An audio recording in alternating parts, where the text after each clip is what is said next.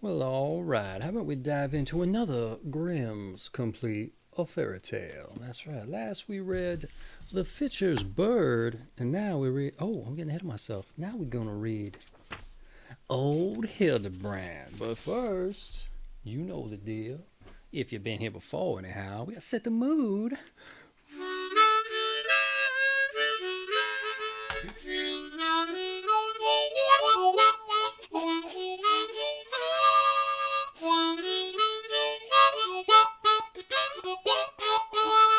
Yeah, a little new tune there for those of you who's getting sick of the old one. We gotta keep it a little bit fresh over here since these are some old tales, yeah? All right. Well, let's dive in with old Hildebrand. Once upon a time lived a peasant and his wife, and the parson of the village had a fancy for the wife, and he wished for a long while to spend a whole day happily with her. And the peasant woman, too, was quite willing. One day, therefore, he said to the woman, "Listen, my dear friend, I have now thought of a way by which we can spend a whole day happily together.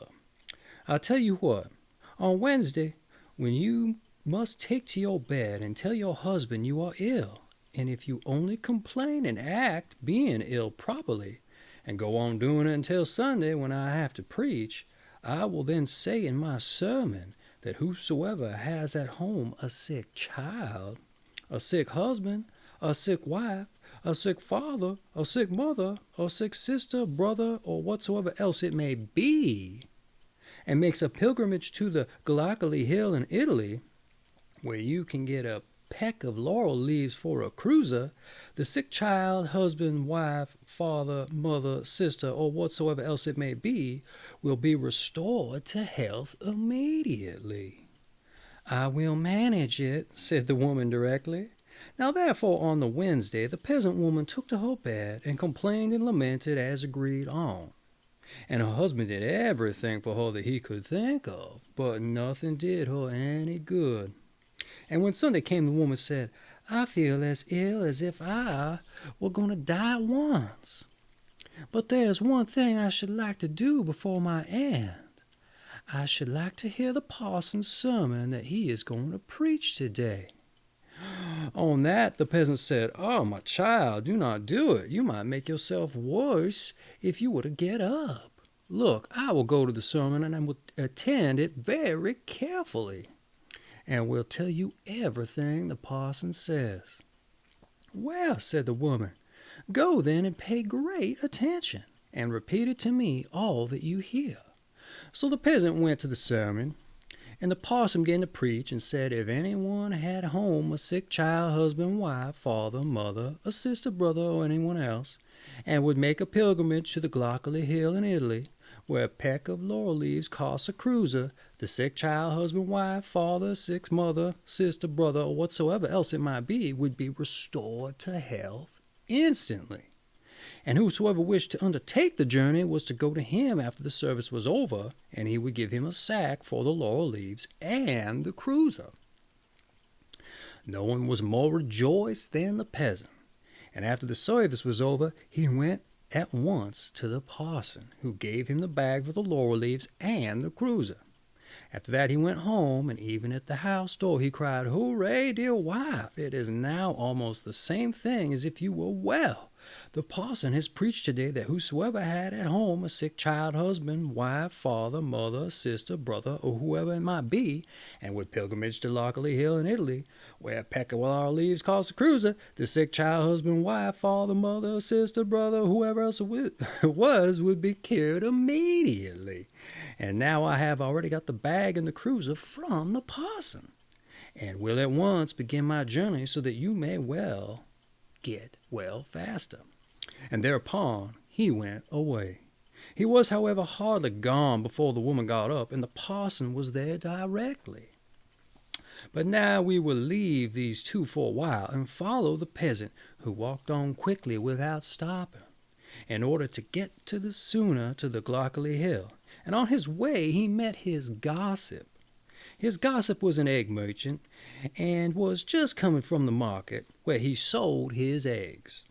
"May you be blessed," said the gossip. "Where you off to so fast?" "To all eternity, my friend," said the peasant. "My wife is ill, and I have been today to hear the parson's sermon. And he preached that if anyone had his house, had a sick child, husband, wife, father, mother, sick sister, brother, or anyone else, and made a pilgrimage to Glockley Hill in Italy, where a peccadillo leaves Casa Cruza, the sick child, sick husband, wife, father, mother, sister, brother, or whoever else might be, would be cured immediately.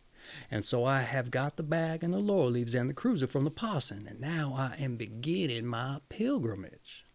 "But listen, gossip," said the egg merchant to the peasant, "are you then stupid enough to believe such a thing as that? Don't you know what it means? The parson wants to spend the whole day alone with your wife in peace, so he has given you the job to do to get you out of the way." "My word," said the peasant, "how I'd like to know if that's true." "Come then," said the gossip, "I'll tell you what to do.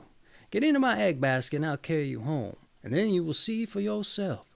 So that was settled, and the gossip put the peasant into his egg basket and carried him home. When they got to the house, hurrah! But all was going merrily there. The woman had already had nearly everything killed that was in the farmyard, and had made pancakes, and the parson was there, and had brought his fiddle with him. The gossip knocked at the door, and the woman asked who was there. "It is I, gossip," said the egg merchant. "Give me shelter this night. I have not sold my eggs at the market, so now I have to carry them home again, and they are so heavy that I shall never be able to do it, for it is dark already." "Indeed, my friend," said the woman, "you need come at a very inconvenient time for me, but as you are here, it can't be helped. Come in, and take a seat there on the bench by my stove." Then she placed the gossip in the basket, which he carried on his back, on the bench by the stove. The parson, however, and the woman were as merry as possible. At length the parson said, "Listen, my dear friend, you can sing beautifully. Sing me something."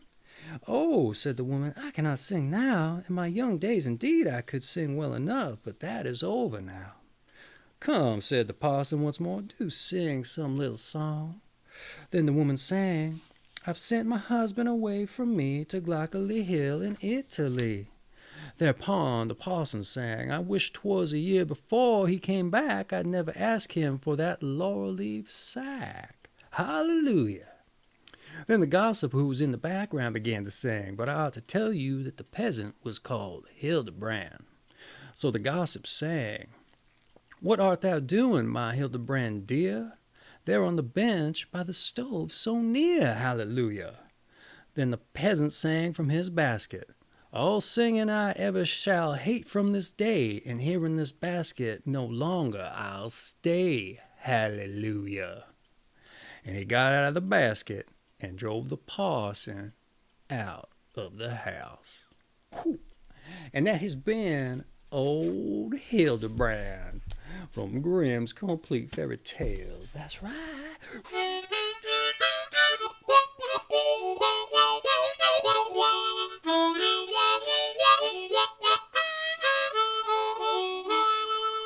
Oh yeah. Join us next time and we'll read another one. The Singing Bone, maybe. I flipped right to it. Maybe that's it. The Singing Bone. Anyway, we'll see you then. Take care now, yeah?